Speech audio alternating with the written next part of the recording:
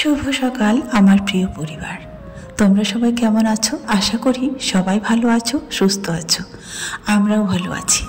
আজকের সকালটা একেবারে অন্যরকম, তাই না? হ্যাঁ, টাইটেল থাম্বনেল থেকে তো তোমরা নিশ্চয়ই বুঝে গিয়েছো। তাহলে চলো, এখন বাজে 8:30। ঘুম থেকে উঠে সোজা চলে এসেছি। ঘরে কোনো কিছুই খাওয়া হয়নি, টিফিনটাও বাইরে এসে করছি। হ্যাঁ বন্ধুরা, এই বছরের শেষ প্রান্তে এসে বাচ্চাগুলোকে ছোট্ট হলেও একটা কিছু দিতে পেরেছি। হ্যাঁ, 1 জানুয়ারিতে কিংবা জানুয়ারির 1, 2, 3 তারিখ সবাই মোটামুটি পিকনিক করে, যেখানে সেখানে যায়। আমি কিন্তু বাচ্চাগুলোকে তেমন কোনো মোমেন্ট উপহার দিতে পারিনি যে ওদের মেমোরিতে সেটা থেকে যাবে। চেষ্টা করি বন্ধুরা, কিন্তু হয় না। গেলে সবার প্রথমে যেটাই তুমি উপহার দিতে চাও না কেন, তো টাকার প্রয়োজন, তাই না? হ্যাঁ, আমি সেটা পারিনি। তো যাই হোক, শেষ প্রান্তে এসে ছোট্ট একটা উপহার দিতে পারলাম, যে হ্যাঁ, পিকনিকে আনতে পেরেছি ওদের, এটা আমার কাছে বিশাল বড়। মেদিনীপুরে এসে ফার্স্ট টাইম আমার জীবনে, এই প্রথম ফার্স্ট পিকনিক। জানি না আমি ওদের এরকম ছোট্ট ছোট্ট আবদারগুলো পূরণ করতে পারবো কিনা। হ্যাঁ, আজকে এসেছি পিকনিকে। প্রথমে মুড়ি আর চপ, তোমরা তো জানোই মেদিনীপুরের বিখ্যাত খাবার চপ। তো মুড়ি খাওয়া হয়ে গিয়েছে। তারপরে এখনও মোটামুটি কেউ আসেনি, 2-1 এসছে। তো আমাকে বলল সবজিগুলো কেটে নাও। পিকনিকটার পুরো দায়িত্বটা আমাদেরই, বলতে গেলে আমারই উপরেই। তো যাই হোক, আমি এখানে সবজি, টমেটো, পেঁয়াজ, লঙ্কা যা ছিল মোটামুটি বসে বসে কাটি। আর পিকনিকটা যেখানে করতে এসেছি আমরা, এখানকার এই পাশেরই যারা আসবে, খুব কাছের। তো যেহেতু আমি চলে এসেছি, ওরা এখনও কেউ আসছে তো কেউ আসেনি। আমাকে বলল তুমি আপাতত সবজিগুলো কাটো, আমরা যাচ্ছি স্নানটা করি। তো সেই মতোই কাজ।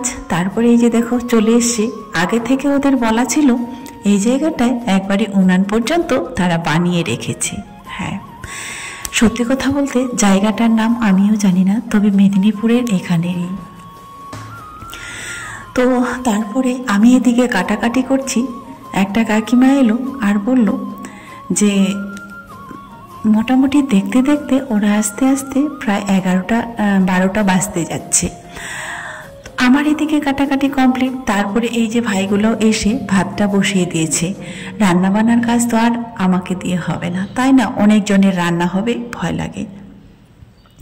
আর পিকনিকে এসে ছেলেরা রান্না করলেই সব থেকে ভালো লাগে। আমরা একটু হেল্প করব আর তারা রান্না করবে, এটাই তো সব থেকে বড় মজা, তাই না? এদিকে শুধু ফাঁকা মাঠ আর মাঠ। দূরে একটা জায়গা দেখা যাচ্ছে না, ওইখানেও একটা পিকনিকের স্পট আছে। ওইখানে বিয়ে অনুষ্ঠান সব কিছুই নাকি হয়, পিকনিকও হয়। তারপরে চলে এসে এই যে আমাদের মাংস। তো মাংসটা আমি ধুয়ে দিতে চাচ্ছিলাম, বলছে না তুমি বসো বৌদি, আমি দিচ্ছি ধুয়ে। ঠিক আছে, তাহলে আমি জল টল এনে দিচ্ছি। আর রিয়া এই যে সবজি টবজি সব কিছুই কমপ্লিট করে দিচ্ছে। ওই যে বললাম পুরো পিকনিকের দায়িত্বটা আমাদেরই। আর আমি হচ্ছে এই যে মশলা টশলা এগুলো কি নিয়ে আসছে দেখি, আমরাই নিয়ে এসছি এগুলা, আমি কিন্তু দেখা হয়নি আমার। ভাতটাও বসে গিয়েছে আর কাঠে রান্না হবে। আর কি আনন্দ হচ্ছে, কতদিন পর আজকে কাঠে রান্না খাবো, তাই না? আমারও মাঝে মাঝে মন চায় কাঠে রান্না করে খাই, কিন্তু আসলে কি বলতো, আমরা তো থাকি শহরে, তাই না? শহরে, তারপরে ফ্ল্যাটের উপরে রান্নাটা করব কোথায়? কাঠের রান্না দেখে আমারও খুব মন চাইছিল। আর কাঠের রান্না দেখবে আলাদা একটা স্বাদ আছে। আর ওই স্বাদটার সঙ্গে মনে হয় গ্রামের আমার মাখানো কিছু মনে পড়ে যাচ্ছে কাঠে রান্না করলে। তো যাই হোক, কাঠে রান্না হবে। কাকিমা চলে এসছে, এবার চালটা দিয়ে দিচ্ছে ভাতে। প্রথমত 5 কিলো চালের রান্না হবে ভাত।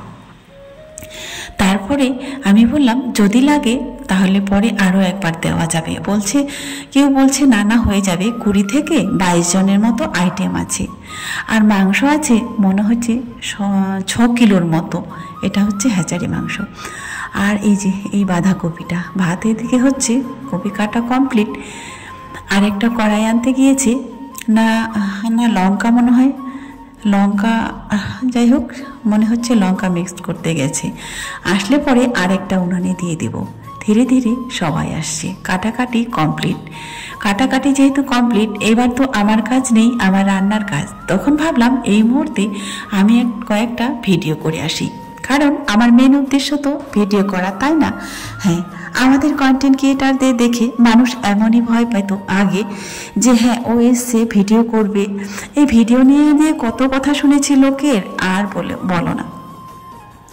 ওই যে কথায় আছে, যতক্ষণ পর্যন্ত তুমি সফল না হও তোমার ব্যর্থতার গল্প কেউ শুনবে না। কথাটা একদম খাঁটি। হ্যাঁ, যখন তুমি সার্থক হবে তখন তোমাকে সবাই চিনবে। এটাই তো পৃথিবীর নিয়ম, এটাই তো আমাদের মানব জাতির পরিচয়, তাই না? চলো, একটু বসেছিলাম, তারপরে কড়াই চলে এসছে, মশলাও চলে এসছে। বললো, বৌদি তুমি এটা ধুয়ে ধুয়ে তুলে দাও। ভালো কথা। আসলে এরকম ছোটোখাটো আনন্দ এনজয় করতে কিন্তু ভালো লাগে। একত্রে যদি একসঙ্গে সবাই খাই, অল্প একটু হলেও সেটার যেন স্বাদ আলাদা, তাই না? তারপরে তো আরও পিকনিক। একটু যদি পাই, ঝোলটুকু যদি পাই, তাতে তার স্বাদ কেন এত দ্বিগুণ হয় বলো তো? এটাই তো ভালোবাসা, তাই না? চলো, এবার মাংসটা দিয়ে দিয়েছি। আসলে মাংসটা সত্যি কথা বলতে তারপরের দিন ভয়েসটা দিচ্ছি, খুব সুন্দর হয়েছিল। ঝোল ঝোল করে করেছিল, কারণ যেহেতু এটা হ্যাচারি মাংস, আমি জীবনে কোনোদিনও খাইনি, এবার ফার্স্ট টাইম খেলাম। ভাইটা রান্নাটাও খুব সুন্দর করে করেছিল। আসলে ছেলেরাও এমন এমন ছেলে আছে এত সুন্দর করে রান্না করতে পারে, আমাদের মেয়েদেরকে হারিয়ে দিবে। হ্যাঁ, তারাই তো বড় বড় 5 স্টার হোটেল চালায়, তাই না? ছেলেদের রান্না তো ভালো হবেই। 5 স্টার হোটেলে কজন মেয়ে মানুষ থাকে, তারাই তো রান্না করে, তাই না? এরকম আমার মনে স্বপ্ন ছিল যে আসলে আমাদের 14 গোষ্ঠীতে কেউ এরকম কোনো ছেলে মানুষ রান্না করতে পারেনি, কোনোদিনও আমি দেখিনি, কেন জানি না। তবে হ্যাঁ, আমার বাবা আবার সুন্দর রান্না করতে পারে। আমার বাবা ছাড়া বাকি আর কেউ নেই। আমার কাকাও পারতো না, আমার ভাইগুলোও পারে না, এমনকি আমার শ্বশুর বাড়িতেও সেরকম কাউকে রান্না করতে দেখিনি। কোনো পুরুষ মানুষ রান্না করতে তারা পারে না। তো যাই হোক, চলো, যেহেতু মাংসটা সিদ্ধ হতে দেরি হবে, তারপরে বলল যে ওই পেঁপে দিতে হবে। পেঁপে দিলে নাকি মাংসটা একদম সিদ্ধ হয়ে যাবে, গলে যাবে। কোথা থেকে নিয়ে এলো 2টো পেঁপে, আমি তো কোনোদিনও পেঁপে দিয়ে দেখিনি। তারপরে রান্না বান্না কমপ্লিট। চলো, এবার হচ্ছে খাওয়া দাওয়ার পালা। খাওয়ার জন্য এই যে চলে এসছে, ওই মুখে মুখ করে বসেছে। কেন বলো তো? এদিকে প্রচুর হাওয়া ছিল। তো এগুলো হচ্ছে মেদিনীপুর শহর থেকে এসেছে। ওরা খেয়ে দিয়ে চলে গেলে পরে আমরা বসবো। প্রথমত ওরা যেহেতু চলে এসছে, ওরা গিয়ে ডিউটি করবে, তারপরে ভাবলো ওদেরকেই প্রথমে দিয়ে দেওয়া যাক, কারণ ওরা ডিউটি অবস্থায় এসছে। লাঞ্চের সময় ওরা লাঞ্চ করে ওখানে, ওই টাইমটায় চলে এসছে এখানে। ভাগ্য ভালো, আমাদের রান্নাটাও শুধু এইমাত্রই রেডি হয়েছিল, একটু আগে, 5 মিনিট আগে। তো চলো, ওদেরকে প্রথমে দিয়ে দেওয়া যাক খাওয়ার জন্য। আর এদিকে বাচ্চাগুলো, আমার 2 বোনই সকাল থেকে চপমুড়ি খেয়ে আছে। ওরা তো একটু পর পর খায়, ওদেরও প্রচুর খিদে পেয়েছে। ওদের শুধু চোখে খিদে পায়, পেটে পায় না। তো খেতে দিলেই এদিক তাকাবে ওদিক তাকাবে, মা খাচ্ছে তো মা খাচ্ছেই, বসে আছে তো আছে। রিয়া তো আরোই বলো না, ওকে খেতে দিয়েছিলাম, ও শুধু এই কবি ঘন্টটা দিয়ে খেয়েছিল আর মাংসের ঝোলটা। সত্যি কথা বলতে একটা না দুটো, একটা মনে হয় মাংস খেয়েছিল, আর খায়নি। তারপরে সবার শেষে যে মাংসটা বেঁচেছিল সেটা তো আমি নিয়ে চলে এসেছিলাম, তোমরা তো দেখছিলে। তো তারপরে ঘরে এসে আবার দেখো, ওই আবার 2-3 বার করে খেলো। ওই এমনই, অনুষ্ঠানে গেলে লোক দেখলে ও হতভঙ্গ। চলো, খাওয়া দাওয়া কমপ্লিট, এবার বাড়ি যাবার পালা।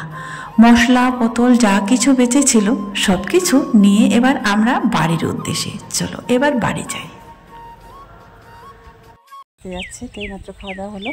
আরও একটা দাদা খেতে বাকি ছিল, তো ওই দাদাটা খাচ্ছে, আর আমরা সব কিছু গুছিয়ে নিচ্ছি। এই যে আমাদের খাওয়া হয়ে গেছে, গুছিয়ে নিচ্ছি সব কিছু, এখন বেরিয়ে পড়বো।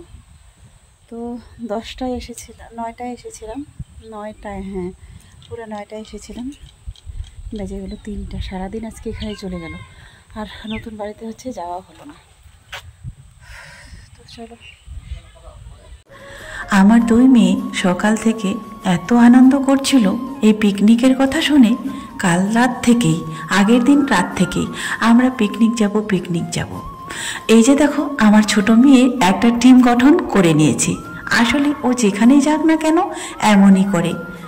আজকের মতো শেষ করছি। সবাই ভালো।